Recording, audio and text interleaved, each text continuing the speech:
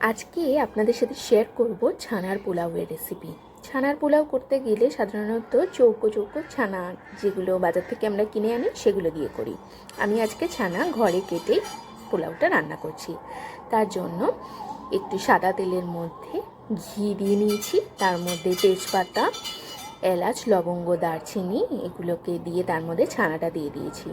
তার মধ্যে আরও দিয়েছি কাজু, কিশমিশ, আদা আর লঙ্কা কুচি, আর হলুদ আর নুন, এগুলোকে দিয়ে হালকা করে ভেজে নিয়েছি। বেশি ভাজলে যে কাজু আর কিশমিশটা থাকে সেটা কিন্তু খুব কালো হয়ে যাবে আর কিশমিশটা গলে যায়, তাই ভালো লাগবে না। এবার আমি ভালো করে নাড়িয়ে নিয়েছি। দেখুন ছানাটাও খুব ভাজা হবে না, আর অন্য যেসব উপকরণগুলো দেওয়া আছে সেগুলোও খুব ভাজা হবে না। এবার ওর মধ্যে আমি ধুয়ে রাখা গোবিন্দভোগ চাল দিয়ে দিয়েছি।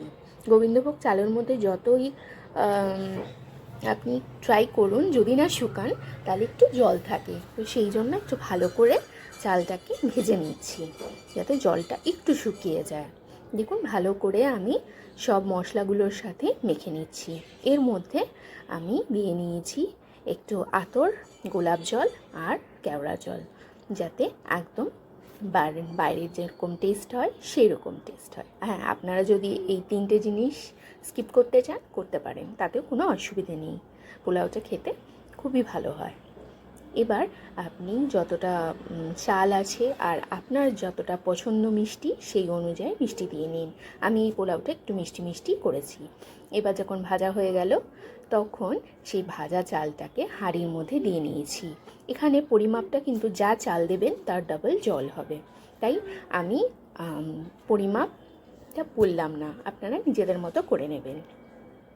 এবার দেখুন হাঁড়িতে বসিয়ে দেওয়া হয়েছে, আর 15 থেকে 20 মিনিট বাদে একদম ঝরঝরে সুন্দর পোলাও রেডি হয়ে গেছে। ছানার পোলাও খেতে যে এত অসাধারণ না করলে বুঝতে পারবেন না। দেখুন সাজিয়েও দিয়েছি আমি।